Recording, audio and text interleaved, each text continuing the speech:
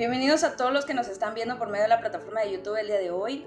Yo soy Saray Granados y soy médico de epidemiología y el día de hoy les voy a brindar el tema de miasis secundaria a gusano barrenador del ganado en humanos, su detección y diagnóstico, así como algunas técnicas de abordaje que podemos tomar en estos casos para apoyar en alguna medida la pronta recuperación del tejido, así como disminuir estancias hospitalarias. Siempre importante recordarles que si trabajan en el hospital de Retalhuleu, puedan llenar el Google Forms que está anclado en la cajita de descripción y también está fijado en el primer comentario del chat general para que pueda ser tomado en cuenta usted al momento del cotejo de los asistentes. También dejamos fijado el link del formulario en el chat en vivo en el primer comentario en el cintillo amarillo que aparece en la parte superior. Hoy, lamentablemente, no contamos con horas crédito para la conferencia, ya que ha sido una de las cuales hemos decidido presentar, derivado de las diversas alertas a nivel nacional en relación a este evento. Pero yo espero que eso no los desanime y puedan quedarse a escuchar lo que tenemos para ustedes el día de hoy, esperando que pueda ser de interés esta charla para todos los que laboramos en las diversas ramas de salud. Iniciando con el tema, el cual pertenece al gran grupo de enfermedades que son producidas por parásitos y se engloban entre las enfermedades zoonóticas que representan una amenaza constante para la salud pública. Esto no solo porque producen una infestación en el tejido, sino porque pueden suscitar infecciones bacterianas secundarias de las heridas invadidas por las larvas. Esto asociado a comorbilidades como diabetes, hipertensión y otras más, así como con los factores de riesgo que no vamos a poder modificar con el paciente, como la edad, su entorno social, su profesión, su ocupación, etcétera, que pueden hacer en conjunto que algunos casos muy contados de esta enfermedad susciten el fallecimiento de los pacientes portadores del parásito, y es por eso importante preguntarnos, primero, ¿un solo insecto tiene al sector ganadero y de salud pública en la región de las Américas frente a un desafío sanitario crítico? Y segundo, ¿por qué la reaparición de la mosca del gusano barrenador debería preocuparnos después de que reaparece tras ser erradicada en la región de las Américas durante la década de los 90? ¿Es acaso que muchas enfermedades reemergentes no se dan actualmente? O sea, no hay ya tantas enfermedades que vuelven a aparecer. Bueno, entendamos que el gusano barrenador del ganado de la especie Cochromia hominovarix causa una de las zoonosis más relevantes para la salud pública y la ganadería, catalogada así por la Organización Mundial de la Sanidad Animal como una enfermedad de notificación exclusiva del continente americano. Su larva, que es el gusano barrenador, es un parásito obligado, o sea que necesita de un huésped para reproducirse. Y esta puede invadir los tejidos de cualquier animal de sangre caliente, eso incluye a los humanos. El gusano barrenador fue descrito por primera vez infestando seres humanos en 1858 y actualmente es endémico en América del Sur, considerado como una zoonosis desatendida. Pero durante más de 20 años, la región comprendida entre Panamá y Estados Unidos estuvo libre de esta infestación. Sin embargo, fue a partir del 2023 que comenzaron a registrarse casos en animales en Panamá, Costa Rica, Nicaragua. Y en el 2024 también ya se documentaron casos en seres humanos en estas mismas regiones, lo que subraya la necesidad urgente de fortalecer los sistemas de vigilancia y de control ante el riesgo de una expansión de esta miasis. Guatemala no se ha quedado atrás con este evento y el Ministerio de Salud Pública y Asistencia Social lanza una alerta sanitaria en mayo de este año tras detectarse en el área de Oriente el primer caso de un varón de más de 60 años, quien fue confirmado con lesiones infestadas por gusano barrenador tras haber sufrido un accidente. Considerando que no se cataloga como un brote o una epidemia, pues los casos han sido muy puntuales y muy aislados, recordando que la infestación en humanos es poco común. No así la infestación en animales que son de consumo y otros animales que tienen contacto con el ser humano, que pueden llegar a ser huéspedes de estas larvas fácilmente tras heridas o lesiones mínimas. Por lo anterior, es importante que conozcamos al agente causante de esta miasis. Su agente etiológico es Cochromia hominovarix, su nombre científico, que también es llamado en algunos lugares gusanos barrenadores del Nuevo Mundo, Cochleumgia ominovarix en latín significa devoradora de hombres. Es una mosca de color verdosa, brilloso metálico, con ojos color rojizo o anaranjado, que cuenta con 3 rayas oscuras en la espalda, mucho mayor en tamaño que las moscas de casa, logrando llegar a medir hasta 15 milímetros. Ustedes lo pueden ver en sus pantallas, es una mosca muy característica. Cuando uno la mira en casa, pues no se logra perder, ¿verdad? El color es bastante llamativo, su morfología es bastante interesante, no es peculiar de la mosca de casa. En relación a su ciclo evolutivo, estos gusanos comprenden 4 etapas principales: la de huevo, la de larva, la de pupa y la de adulto.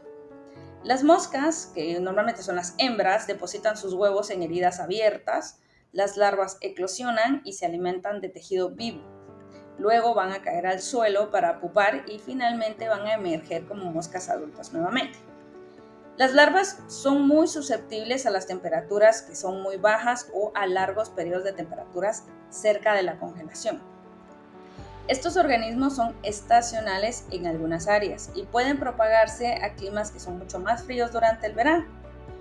El ciclo de vida desde que son huevecillos hasta que son adultos se completa en más o menos en un periodo comprendido entre 21 días.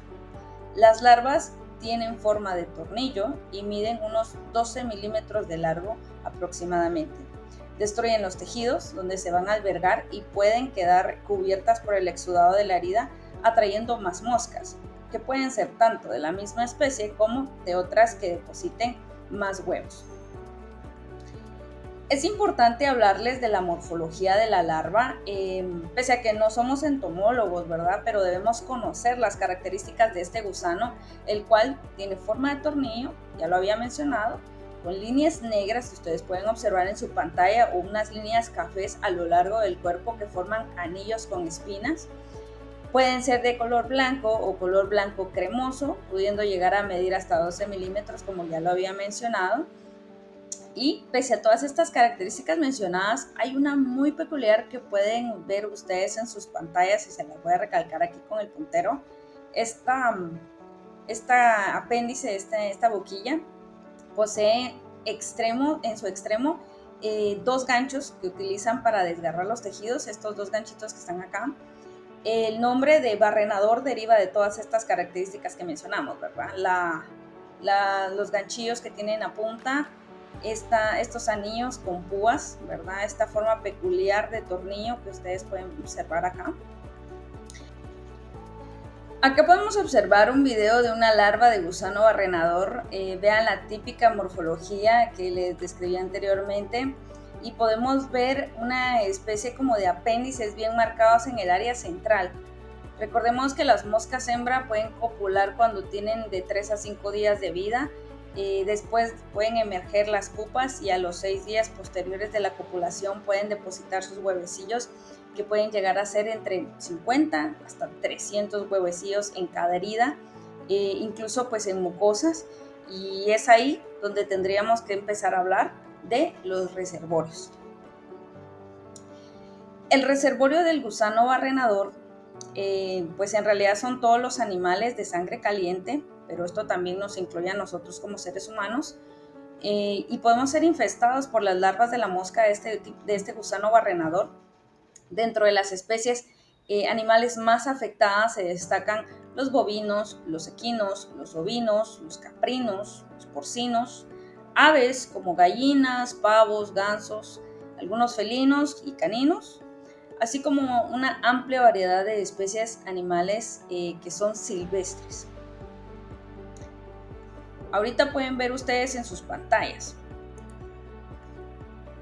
Ahorita les quería enseñar, en sus pantallas hay 2 videos de gusaneras. Una del lado derecho es la de un oído de un perro y la del lado izquierdo es una res. Podemos ver en esta parte de acá, les señalo con el puntero, un paquete blanco, ¿verdad? Que es un nido de huevecillos que se llaman querezas. Recordando entonces que pues, es importante mencionar la miasis y sus reservorios, porque pues ponen en riesgo la disposición de las carnes, de la leche y de los derivados que son de consumo humano. Afectan los gremios ganaderos, pero también colocan en posición de peligro por su forma de transmisión y los factores de riesgo a los seres humanos. Y bueno, la transmisión, hablemos ya estrictamente de cómo la podemos contraer. La transmisión se da cuando se infesta un animal, cuando la mosca deposita sus huevos en la herida de manera superficial, pasan entre 12 y 24 horas y después eclosionan las larvas y se alimentan de tejido vivo durante más o menos 8 días.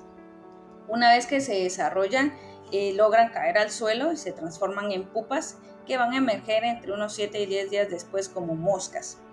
Es importante hacer énfasis en que estas larvas infestan generalmente sitios con heridas previas, pero también pueden originarse en las mucosas de los orificios corporales, donde van a profundizar los tejidos vivos como piel, cavidad ocular, cavidad oral, nasal, genitales y otras, provocando lesiones graves, la pérdida de la función del órgano parasitado y pues la muerte, especialmente en aquellos animales que son recién nacidos.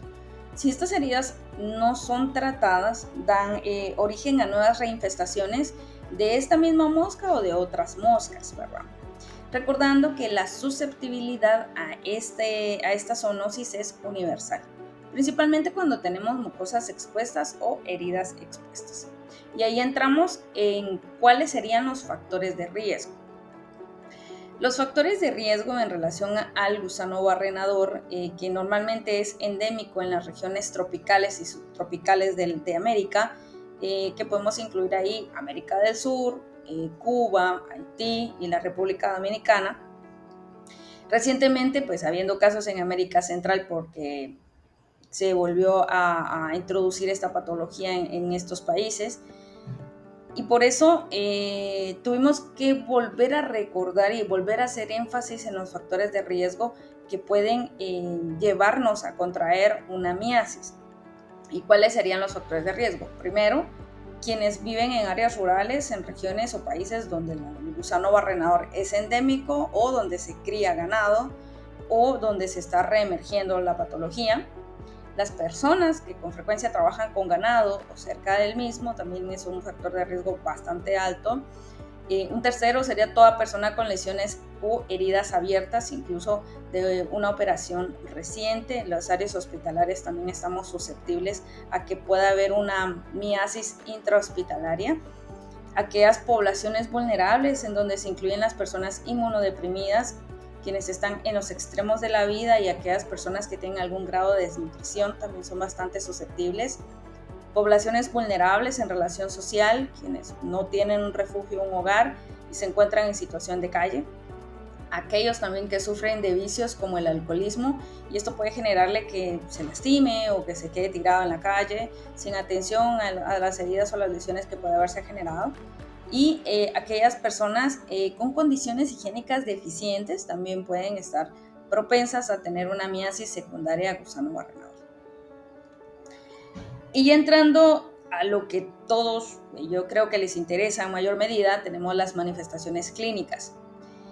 Los síntomas en los seres humanos pueden incluir o pueden englobarse en síntomas locales iniciales que van desde tener dolor localizado hasta llegar a tener prurito, malestar en la zona afectada hasta eritema cutáneo y posteriormente vamos a tener signos progresivos visibles como nódulos cutáneos, heridas que van a supurar, puede incluso haber presencia de una protuberancia dolorosa en la piel con aquella sensación de que se está moviendo algo debajo, que puede ser pues el indicador más confiable de la infestación de parásitos en las heridas y con mucha frecuencia podemos observar ya en estadios más avanzados las larvas en las heridas, dándonos así la pauta confiable de que estamos ante una miasis por gusano barrenador o sospecha por lo menos de una miasis, ¿verdad? Algo característico que puede notarse en la miasis por gusano barrenador, como su nombre realmente lo describe, barrena haciendo una especie de canales a lo largo de los tejidos. Obviamente, recordemos, no solo existen las miasis secundarias a el Ominoborax, que es el gusano barrenador, sino también existen moscas como la tumbo de África, existe la mosca tropical y así pues podemos mencionar una cantidad de moscas que pueden provocar miasis. Sin embargo, recordemos que a nivel territorial la Omnivórax se encuentra presente y la miasis característica que produce puede orientarnos ligeramente, no dejando de lado que hay casos locales de gusano barrenador donde no solo se encontraron larvas de la mosca que infesta las heridas por parte del gusano barrenador, sino también encontramos otras especies que están adheridas a estas larvas. En sus pantallas, en la parte superior, podemos observar un brazo, una herida de un brazo con miasis, que fue secundaria de gusano barrenador, un paciente que fue atendido aquí a nivel local. Y en la parte inferior podemos observar una lesión infestada por gusano barrenador de un paciente que tuvo úlceras por decúbito. La de la parte inferior no es de nivel local, es de un hospital hermano de la red de salud pública. Y previo a pasar al tratamiento, que es bastante importante, también quiero recalcar que en relación a las complicaciones, pueden deberse estas principalmente a que no se brinda tratamiento. Y si no brindamos el tratamiento correcto, pues puede suscitarse la muerte del paciente derivado de un shock tóxico o también de que el gusano penetre partes blandas, órganos blandos, vísceras y cavidades. Entonces, de ahí sale que sea tan importante el tratamiento y el abordaje pronto de este tipo de casos. Recordemos que la mayoría de miasis pueden aparecer en lesiones bucales, pueden aparecer en nariz, pueden aparecer en lesiones de la cara y pues tenemos bastante conexión a nivel central, entonces es importante el abordaje de este tipo de pacientes. Aquellos que se encuentran lejos o que están más distales al área central, pues no es que no se manejen, ¿verdad? Porque estábamos hablando, puede suscitarse un shock tóxico, sino que tenemos un poco más de tiempo para poder dar el abordaje al paciente, pero aquellos que están muy cercanos a los órganos centrales, es preferible tratarlos de forma inmediata, no darles tiempo para que la larva no se siga diseminando a nivel de los tejidos. Y ya casi finalizando, pues hablemos del tratamiento de este evento, recordando primeramente que el manejo de todas las miasis por gusano barrenador o en cualquiera de las miasis existentes es importante recordar que la forma de tratar la infestación es extraer las larvas del tejido afectado, porque si no cortamos el ciclo de transmisión o su ciclo de vida, no vamos a cesar de tener ese daño a los tejidos. Para esto, primero no podemos olvidar la asepsia personal, ¿verdad? Primero, el lavado de manos, antes y después del procedimiento, a pesar de que utilicemos guantes. Obviamente el uso de guantes es obligatorio, de preferencia que estos sean estériles. Se deben extraer las larvas con pinzas estériles, obviamente, y lavar la herida o la zona con solución salina, o podemos aplicar algún otro tipo de antiséptico líquido. También podemos aplicar cremas antibacterianas, cubrir la herida con apósitos estériles. Todo esto depende de la indicación del médico tratante. En casos que son mucho más graves, quizás el tratamiento ya sea requerido a nivel quirúrgico y tengamos que hacer estas extracciones de larvas mediante lavados en un lugar controlado como sala de operaciones, también dependiendo de la extensión de la lesión y dónde esté la lesión, para disminuir al máximo el malestar del paciente y lograr así poder extraer la mayoría de larvas posible. Se aconseja en estos casos abundante irrigación y debridamiento de la herida. Posterior a esto, pues se puede ocluir la lesión y pues de ameritarlo indicarle tratamiento farmacológico. Siguiendo con el tratamiento, y obviamente no se podía dejar de mencionar que se puede hacer uso de antibióticos de amplio espectro al estar ante una celulitis o abscesos contaminados, heridas contaminadas, o incluso se han dado casos de personas en situación de calle que ingresan con tierra o con desechos sólidos en los sitios de la miasis, asociados también a mala higiene que podría tener el paciente. Entonces, sí o sí, pensar en coberturas antibióticas puede reducir complicaciones tras la miasis por este gusano, así también como pensar en la analgesia del paciente en casos de dolor severo. En algunos casos se ha considerado el uso de la ivermectina y se recomienda con mayor frecuencia en lesiones que incluyan boca y rostro. En hospitales, como en el país de Honduras, se ha iniciado esta práctica con buenos resultados. Hace más o menos 3-4 semanas tuvimos una reunión ECO donde uno de los países a presentar casos de miasis fue Honduras, y pues mencionaron el tema de ivermectina. Ellos lo utilizan y han tenido bastantes resultados positivos. También aquí a nivel nacional se ha empezado a hacer uso de la ivermectina con resultados relativos. ¿Por qué relativos? Dependemos también mucho de la extensión de la miasis para ver qué tanto puede tardar el resultado en ser observado. ¿Qué pasa con este medicamento? Que pues, si bien es dicho, se utiliza a nivel médico, pero no es de forma regular. La CDC de Washington tiene una postura muy clara, y es que bien, sí se ha utilizado en otros países el medicamento y se ha utilizado a nivel local, y de forma extraoficial se han visto buenos resultados, pero la CDC no recomienda el uso porque no se cuentan con estudios clínicos comparativos que puedan medir la efectividad de la ivermectina en las miasis secundarias a gusano barrenador. Es por esto que CDC no lo recomienda. Como les menciono, otros países y otros hospitales están viendo resultados positivos. Todo valdría la pena valorarlo en riesgo-beneficio del paciente. También indicado dentro del tratamiento tenemos la colocación de apósitos vaselinados. En algunos casos se ha usado esta práctica y la recomiendan.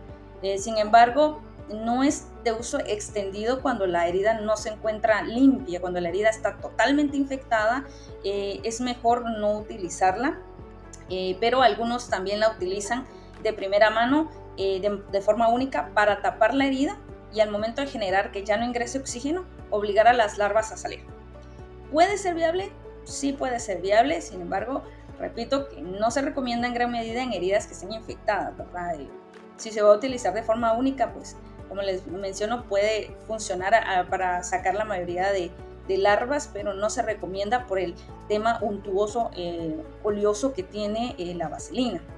Valdría la pena valorar riesgo-beneficio con el paciente.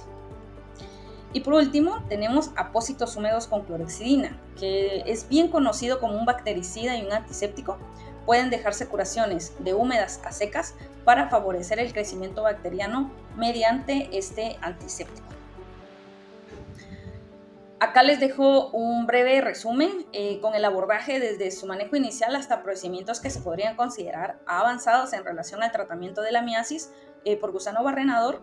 Sin embargo, algo que no comenté, pero que es bastante importante a considerarse, es el manejo en aquellos pacientes inmunocomprometidos, aumentando las medidas de asepsia por el mismo proceso de inmunocompromiso, y considerar sí o sí coberturas antibióticos con estos pacientes. También tenemos que considerar a aquellos pacientes con enfermedades crónicas. Tenemos que adaptar el tratamiento a las necesidades de los pacientes para no producirles lesiones irreversibles o provocar que se prolonguen estadías hospitalarias. Por último, no olvidemos que las larvas que se extraen deben ser eliminadas y destruidas en su totalidad. Se debe tener especial cuidado de que las larvas no caigan al suelo, esto por el ciclo vital de la larva, y para esto se recomienda macerarlas, o sea, apacharlas, y colocarlas en bolsas de desechos bioinfecciosos debidamente rotuladas y pues posteriormente en un contenedor, ¿verdad? Todo lo anterior relacionado con el tratamiento en la medicina occidental es lo que pues, normalmente nosotros conocemos, estudiamos, pero sin embargo tenemos también la fitoterapia. Acá aparece un artículo de la Biblioteca Nacional de Medicina del año 2009 donde se menciona la fitoterapia en el ganado. Pero dentro del tratamiento que podemos indicar al paciente, podemos contar con fitoterapia, que ya es un término que utilizó la doctora Molina en una charla anterior. Y la fitoterapia no es más que el uso de plantas medicinales para tratar enfermedades o promover la salud, basándonos en que las plantas contienen algunos compuestos con propiedades curativas que pueden aliviar síntomas o eliminar algunas patologías con su uso. En esta línea, hablemos de la fitoterapia que podemos usar en las miasis, especialmente las miasis por gusano barrenador en humanos. Primero, tenemos la opción del uso de tabaco. Ya con otros hospitales de la red nacional y colegas con los que he tenido la oportunidad de intercambiar información, comentamos el uso del agua de tabaco para este tipo de patologías, método que se ha utilizado también aquí a nivel local y que ha sido ligeramente efectivo. ¿Y por qué digo ligeramente? Bueno, lo que pasa con el tabaco es que, si bien el agua de tabaco es un remedio casero para combatir plagas como larvas y puede ser colocado en las heridas donde se ha desarrollado, este tipo de miasis fomenta muy poco la curación y la cicatrización de los tejidos al ser utilizado cigarrillo de marca comercial, y no realmente el tabaco natural.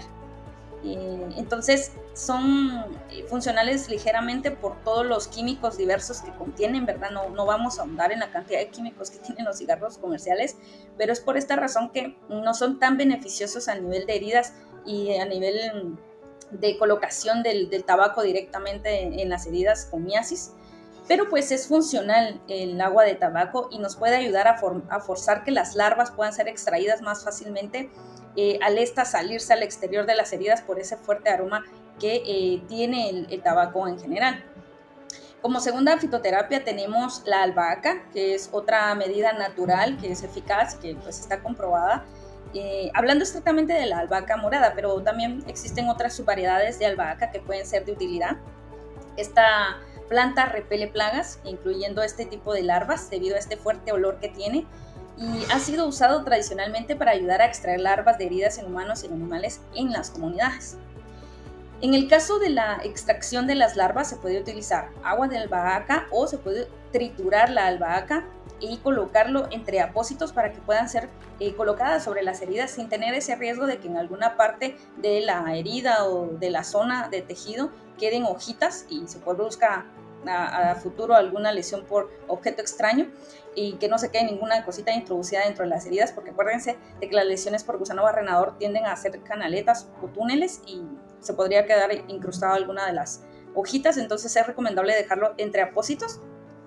Es bastante efectivo en casos de gusano barrenador, y lo más importante de esta planta es que no causa daño adicional al tejido, sino más bien, por las propiedades antiinflamatorias que tiene, mejora mucho el aspecto de la herida y en muchos de los casos se ha observado que fomenta la reepitalización. Acá podemos observar un caso tratado con esta última fitoterapia. En la esquina superior se nota la lesión en el tejido, está totalmente inflamado, se observan los gusanos, está sucia la herida. Pues ahí en teoría ya está curado el paciente.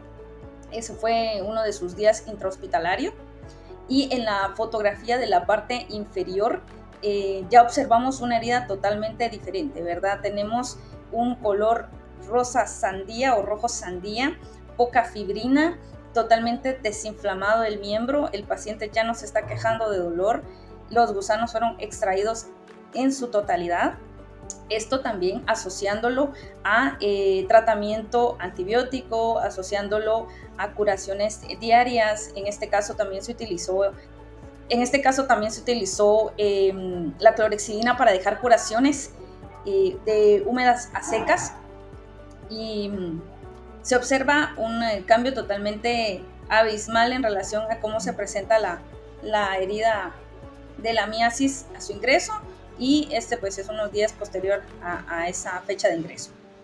Obviamente existen muchas otras plantas como la caléndula, la menta, el ajenjo, incluso algunos han usado clavo o apazote. Sin embargo, de momento no tenemos con mayor información de si el uso de estas de forma intrahospitalaria es eficaz, derivado de que sí son conocidas como propiedades repelentes, pero no se han fundamentado si estas propiedades repelentes tienen alguna ayuda a nivel médico, a nivel de la herida estrictamente para el manejo de estas miasis. Resumiendo mucho el tema de la fitoterapia, estas medidas naturales pueden ser una herramienta útil para el manejo de las plagas y en algunos casos para ayudar a extraer larvas de las heridas. Sin embargo, es importante que investiguemos y que utilicemos la información de manera responsable y que comprendamos que lo que nos funciona para repeler en los jardines, como menta, caléndula, puede que no sea tan beneficioso al momento de llevarlo a la práctica médica.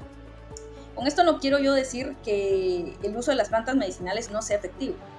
En realidad lo que me refiero es que son algunas plantas las que se deben usar para el fin médico y hay otras que deben usarse y deben aplicarse en nuestro entorno y no con nuestros pacientes.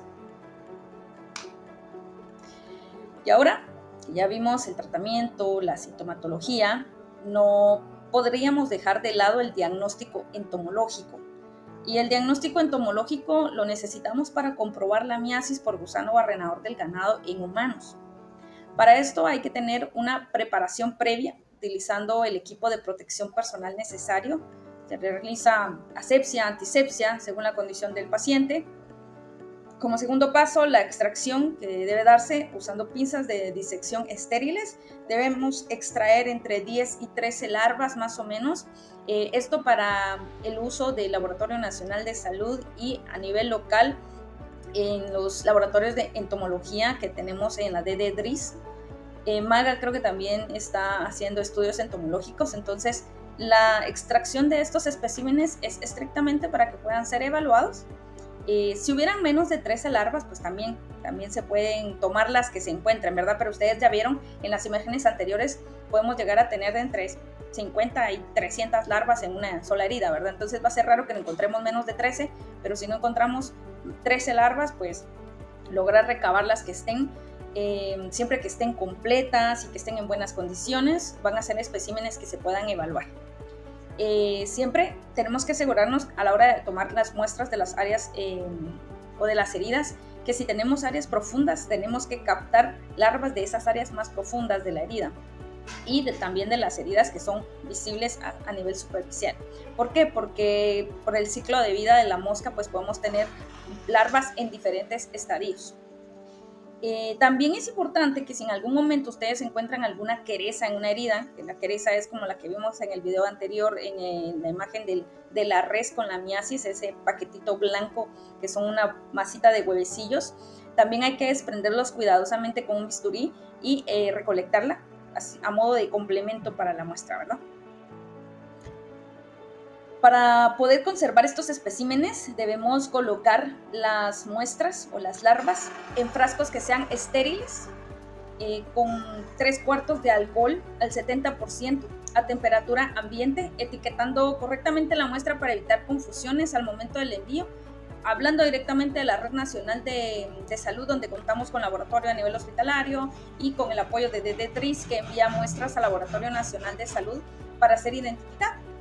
Tenemos que considerar que si nosotros laboramos para el Hospital de Retalhuleu, debemos llenar el respectivo formulario de solicitud de análisis del Laboratorio Nacional, las cuales están colocadas en las cajas de ficha epidemiológica de cada uno de los servicios o en los slates de ficha epidemiológica. Esto normalmente lo llena el médico tratante en horario no hábil y en día festivo o fin de semana. Entre semana, desde 7 de la mañana a 3 de la tarde, el Departamento de Epidemiología se encarga del llenado de este tipo de fichas y también estamos nosotros en cualquiera de los casos, no importa el horario, estamos en seguimiento a nivel central, o sea, nosotros siempre le estamos dando seguimiento a los resultados en Guatemala y con trabajo en equipo en DDTRIS estamos checando el seguimiento de los pacientes a nivel local, a nivel comunitario, para también implementar las medidas preventivas necesarias. En relación al procesamiento de las muestras, primero, obviamente se realiza el análisis entomológico, donde identificamos de manera taxonómica el estadio de la larva. Por eso les decía que es importante tomar muestras desde las heridas más profundas hasta las más superficiales. En este caso, pues el equipo de entomología realiza una disección y ellos son los que realizan la clasificación taxonómica mediante un estereoscopio. ¿En cuánto tiempo usted podría tener resultados? Va a tener sus resultados en menos de 24 horas después de haber sido recibida la muestra en el laboratorio. Por lo menos, hablando del Laboratorio Nacional, en menos de 24 horas vamos a tener la muestra. Con el equipo de DDTRIS de Retalhuleu también hemos tenido resultados en menos de 24 horas, ni siquiera en una hora, es mucho menos el tiempo que se hacen. Bastante eficiente el equipo de DDTRIS y los resultados los tenemos inmediatamente. Para aquellos colegas que son médicos privados y que fungen o tienen sanatorios o clínicas, tenemos el contacto de la unidad de zoonosis del Departamento de Vigilancia Epidemiológica, su número de teléfono y el correo, para que ustedes también tengan un contacto confiable a nivel central, pero siempre se hace la recomendación, si ustedes tienen un caso de miasis a nivel privado, lo primero que tenemos que hacer es notificarlo al área de salud, a la DDTRIS, para que ellos puedan tomar las muestras y puedan mandarlo a nivel de Guatemala. o para que usted pueda enviar las muestras a DDRIS y que éstas se puedan mandar a Guatemala y también se puedan tomar las medidas preventivas correspondientes con estos pacientes y con las áreas comunitarias donde estos pacientes se desenvuelven. Y ya en relación a las medidas de prevención y las medidas de control que hay que reconocer, nosotros tenemos que entender que estas larvas generan un problema importante a nivel económico, porque pues afecta a animales domésticos, silvestres y pues ahora al ser humano, ¿verdad? Esta especie de mosca es tan importante a nivel económico que desde hace ya mucho tiempo, casi mediados del siglo pasado, Estados Unidos empezó a realizar esfuerzos para eliminar a esta mosca distribuida desde el sur de los Estados Unidos hasta Sudamérica, es decir, toda la región tropical. Algo muy curioso es que esta mosca es exclusivamente de nuestro continente.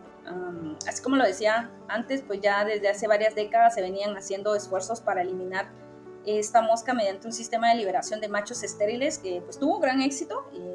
Es la llamada técnica TIE, que pues es lo último de lo que les voy a platicar. Pero saber que esta técnica primero fue implementada en Estados Unidos, luego en México y en el norte de Centroamérica, hasta que también en Guatemala se logró como país eliminar esta mosca por completo en 1994. La reemergencia de esta patología obviamente pone en jaque al Ministerio de Salud Pública, pero también al Ministerio de Agricultura, y es por eso que hay varias recomendaciones que el Ministerio de Agricultura hace estrictamente en relación a la vigilancia de los animales, ¿verdad? Para sumarnos a la prevención. Y es importante primero revisar frecuentemente los animales domésticos y de granja. Si estos animales tuvieran alguna herida con gusanos, pues lo importante es tomar la mayor cantidad de larvas que se pueda de la herida o de la piel del animal para poder ser enviado a la evaluación entomológica. Y también informar, ¿verdad? A MAGA, informar a DDRIS sobre este tipo de casos en animales para que ellos puedan tomar las medidas necesarias. Y lo lógico es colocar polvo curativo o colocarle las medidas antibióticas necesarias para cubrir la herida del animal y que sane rápidamente para evitar que se siga proliferando la miasis, no solo en ese animal, sino en otros animales cercanos. Ahora bien, esto es en tema de aquellos que estamos muy cercanos a animales de granja, animales caninos, felinos, que podrían tener este tipo de infestaciones. Pero también la CDC de Washington nos brinda recomendaciones a nivel de población, que no estamos estrictamente dentro de población ganadera, y también a todo el personal sanitario. Y es que primero, tenemos que estar atentos a los síntomas de infestación por el gusano barrenador en personas que tienen antecedente de haber viajado o que tienen antecedente de algún animal con infestación por este tipo de miasis cercano a su hogar. Segundo, recomendarle a los pacientes que eviten pasar tiempo cerca del ganado o donde se guarda ganado en las áreas rurales o en las regiones donde el gusano barrenador está presente. Tercero, recomendarles a los pacientes que limpien y que cubran sus heridas, que utilicen camisas con manga larga, pantalones largos que sean pues holgados y el uso de calcetines, que utilicen repelentes de insectos para evitar que la mosca pueda acercarse a las heridas, también es bastante importante. Aquí en el área de la costa es rarísimo ver a gente con calcetines en cierto horario del día, pero sí es importante que si la lesión se encuentra a nivel de pie o dedos de los pies o tobillo, pues se utilice algún tipo de vendaje para que no quede expuesta esta herida, ¿verdad? Como cuarto, recomendarles a los pacientes que eviten dormir al aire libre o que protejan el lugar donde duermen con alguna especie de mosquitero para las camas, mosquitero para las ventanas, especialmente cuando tenemos pacientes o personas con heridas en casa o pacientes que tienen secreciones nasales o secreción ocular en la casa. Entonces es importante no permitir el ingreso de la mosca al hogar para que no se pueda dar este tipo de miasis. Otra recomendación muchísimo más orientada a la prevención comunitaria es contar con plantaciones o jardines donde se tenga menta, se tenga albahaca, donde cosechemos romero, caléndula. Esto porque pues es bien sabido que las moscas no van a estar cerca de estas áreas verdes con este tipo de plantas por el olor tan fuerte que emanan este tipo de plantas, ¿verdad? Ya lo mencionamos en el apartado de fitoterapia hace pocos minutos. Entonces es importante dar a conocer estas buenas prácticas y que dicho sea de paso, pues también adornará sus jardines, adornará sus áreas comunitarias y las mantendrá libres de moscas. También considerar que realmente la medida preventiva más importante va a ser concientizar sobre el riesgo para la salud humana y la importancia de su prevención, la importancia de su vigilancia, la importancia del control, porque si nosotros velamos por la salud de los animales y velamos por la salud del medio ambiente, vamos a influir directamente en la salud de todas las personas. Debajo pueden ustedes observar de esta diapositiva, les dejo un cintillo con información sobre el MAGA y teléfonos para aquellos que forman parte también de la red de salud privada y puedan también brindar las alertas a esta entidad al contar con casos, así como también brindarle la alerta respectiva a la DDDRIS, ¿verdad? Que es quien da el seguimiento a los pacientes en áreas comunitarias. Sé que enfatizo mucho el tema de brindar la alerta a estas dos entidades, pero es porque son estas dos entidades las que van a lograr venir y controlar este tipo de zoonosis. Son quienes tienen a la mano las herramientas para su control y son quienes nos van a ayudar a poder eliminar este tipo de miasis y este tipo de zoonosis en las áreas comunitarias. Entonces, no se olviden de que aparte de tratar a sus pacientes a nivel privado, es importante que hagan la alerta respectiva a la DDDRIS, que es nuestra área de salud, y a MAGA para que puedan tomar las medidas necesarias. Y como les decía, en relación a la técnica TEI, yo no quería no mencionarla porque aunque como personal sanitario tratante quizás no sea un tema que nos interese, pues es importante conocer que existen medidas sanitarias a gran escala para poder controlar esta zoonosis. Y es que según el Organismo Internacional de Energía Atómica, que es la OIEA, la TIE es una metodología muy singular que se va a aplicar para eliminar en un área la población remanente o residual de los gusanos barrenadores que permanecen después de haber implementado este tipo de controles. El efecto de la técnica es que los huevos resultantes del apareamiento de las hembras silvestres con machos estériles que se liberan se vuelven infértiles, por lo que el ciclo de la vida del parásito se va a interrumpir y la población silvestre de las moscas progresivamente se va a reducir su capacidad reproductiva hasta que se extingan o hasta que se erradique en alguna determinada región. Actualmente solo existe una planta productora de moscas estériles de gusano barrenador a nivel mundial. Pertenece a la Comisión de Panamá, Estados Unidos, para la erradicación y prevención del gusano barrenador, la llamada CPEG, en donde a las pupas que tienen más o menos 5 días y medio de vida son infiltradas en unos irradiadores en donde se exponen a radiaciones gamma con cesium-136 o son expuestas a rayos X en dosis mínimas para lograr su esterilidad sexual, tanto de los machos como de las hembras, sin producirles ningún efecto adverso en su calidad biológica para poder combatirse con los especímenes silvestres. Esta técnica fue implementada por parte de Panamá y Costa Rica para la erradicación de esta zoonosis. Igualmente Guatemala, que se encontró en el tramo de Panamá y Estados Unidos, así como otros países centroamericanos, fuimos beneficiados de esta técnica. Sin embargo, en el último año, por razones que se desconocen, esta técnica falló o por alguna razón la población de hembras fértiles ha aumentado, y es que se ha derivado la alerta sanitaria de la reemergencia de este evento. Por lo tanto, está en nosotros poder detectar en áreas comunitarias, está en nosotros tratarlo en áreas hospitalarias y también está en nosotros apoyar la vigilancia y la prevención de esta patología.